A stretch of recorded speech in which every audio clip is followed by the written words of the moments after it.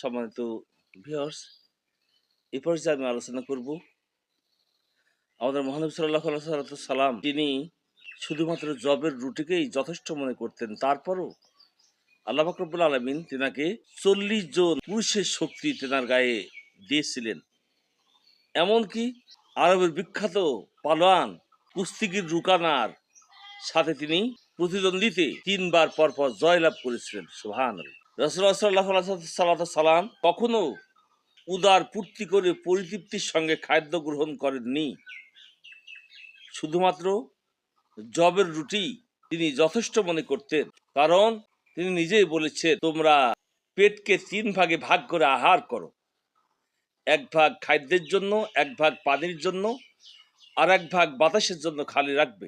ইবনে মাজাহ শরীফের ৩৩৪৯ নম্বর হাদিস, তিরমিজি শরীফেও হাদিসটি উল্লেখ আছে ২৩৮০ নম্বর হাদিস। রাসূলুল্লাহ সাল্লাল্লাহু আলাইহি সাল্লাম কত শক্তির অধিকারী ছিলেন চিন্তা করুন। আরবের বিখ্যাত পালোয়ান কুস্তিগির রুকানা শারীরিক শক্তিতে মক্কা নগরীতে অপ্রতিদ্বন্দ্বী ছিল। সে মনে করত আমাকে কেউ হারাতে পারবে না। রাসূলুল্লাহ সাল্লাল্লাহু আলাইহি সাল্লাম তাকে ইসলামের দাওয়াত দিলেন, বললেন কুস্তিতে আমি যদি তোমাকে পরাজিত করতে পারি তাহলে কি তুমি ঈমান আনবে? সে বলল হ্যাঁ। রাসূলুল্লাহ সাল্লাল্লাহু আলাইহি সাল্লাম তাকে বললেন প্রস্তুত হও। সে প্রস্তুত হলে কোন রকম প্রস্তুতি ব্যতীতই সাধারণ পোশাক লুঙ্গি ও চাদর পরিহিত অবস্থায় প্রথম আক্রমণেই রুকানাকে মাটিতে ফেলে দিলেন। সুবহানাল্লাহ, সুবহানাল্লাহ। এবং এমন ভাবে চেপে ধরলেন যে তার নড়াচড়া করারও কোনো উপায় রইল না। সে ছেড়ে দেওয়ার আবেদন করলে তিনি তাকে ছেড়ে দিলেন। এভাবে দ্বিতীয়বারও ও তৃতীয়বারও সে কুস্তি লড়ল, কিন্তু প্রতিবারই রাসূলুল্লাহ সাল্লাল্লাহু আলাইহি সাল্লাম তাকে ধরাশায়ী করে দিলেন। তবে এরপর সে ঈমান গ্রহণ করেছে কিনা তা জানা যায়নি।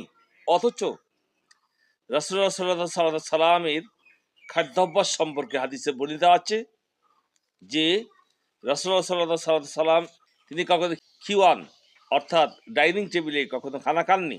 ছোট ছোট পেয়ালা পিরিচে রকমারি মুখরোচক খাদ্য রেখে খাননি। তার জন্য পাতলা রুটিও বানানো হয়নি।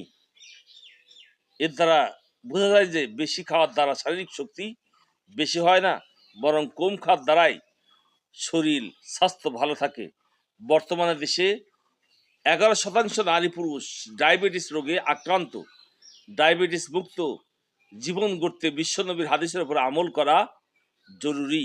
আর এই রোগের ফলে মাত্রা অতিরিক্ত ভোজন মানুষের এই ডায়াবেটিস হওয়ার মূল কারণ মাত্রা অতিরিক্ত ভোজন বেশি খায়, যার জন্য এই রোগের ফলে মানুষের হার্ট, কিডনি, চোখ, দাঁত সহ সকল গুরুত্বপূর্ণ অঙ্গগুলো সম্পূর্ণ বা আংশিক ধ্বংস হতে থাকে। এজন্য ডায়াবেটিস অন্যান্য রোগ থেকে মুক্ত থাকতে হলে নববী ফর্মুলা অনুযায়ী পরিমিত খাদ্যাভ্যাস গড়ে তুলতে হবে আমাদেরকে, তাহলেই সুস্থ থাকা যাবে।